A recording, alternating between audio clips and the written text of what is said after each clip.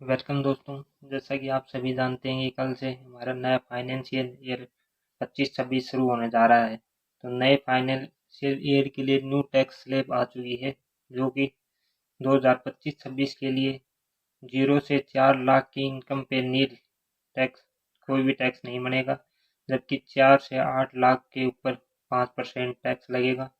8 से 12 लाख की इनकम पर 10% का टैक्स लगेगा। 12 से 16 लाख की इनकम पर 15% का टैक्स। 16 से 20 लाख की इनकम पर 20% टैक्स। 20 से 24 लाख की इनकम पर 25% टैक्स। और अगर 24 आपकी इनकम 24 लाख से ऊपर है तो उसके ऊपर 30% टैक्स होगा। अब इसमें स्टैंडर्ड डिडक्शन हमें 75,000 रुपये का मिलेगा। और 87A की रिबेट जो कि बढ़ाकर अब 60,000 रुपये कर दी है।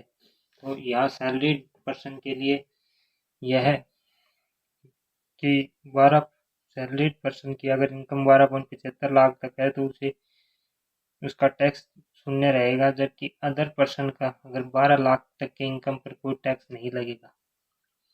अब आगे जानते हैं updated ITR filing limited extend ITR-U।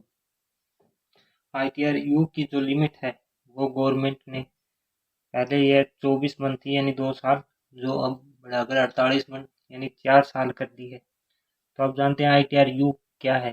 ITR-U को अपडेटेड ITR भी कहते हैं, जिसके तहत कोई यूजर अपनी ITR को अमेंड कर सकता है। IT एक्ट में एक नया प्रोविजन सेक्शन 139(8)A के तहत इसे ऐड किया गया है। फॉर्म ITR-U इस सेक्शन के अंडर आने वाला एक ऐसा फार्म है जो कि टैक्स पेयर को मौका देता है कि वो अपनी इनकम टैक्स रिटर्न को अमेंड कर सकता है।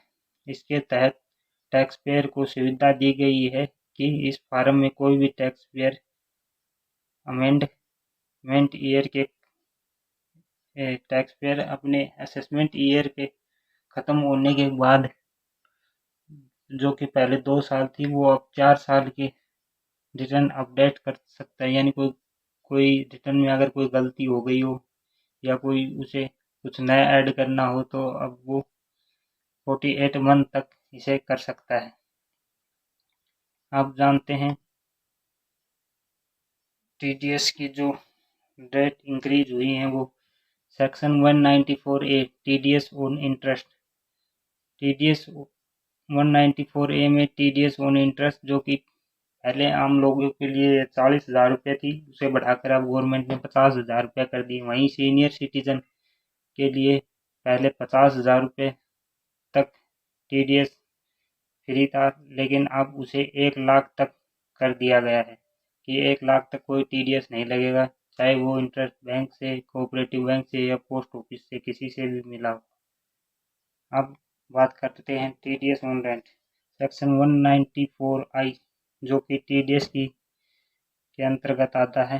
पहले यह TDS एक फाइनेंशियल ईयर के तहत जिसकी अमाउंट 2,40,000 रुपये से ज़्यादा हो जाती थी, उसके ऊपर TDS एप्लीकेबल हो जाता था। लेकिन अब इसे पर मंथ कर दिया गया है। अगर आप पूरे ईयर भी, अगर 2 महीने भी आप कोई रेंट देते हैं या लेते हैं, अगर उसकी इनकम 50,000 या 50,000 रुपये से ऊपर है तो आपके ऊपर भी TDS एप्लीकेबल होगा। और professional fees section 194J TDS on professional fees को बढ़ाकर पहले 30,000 रुपये थी, जिसकी लिमिट अब बढ़ाकर 50,000 रुपये तक कर दी गई है। धन्यवाद।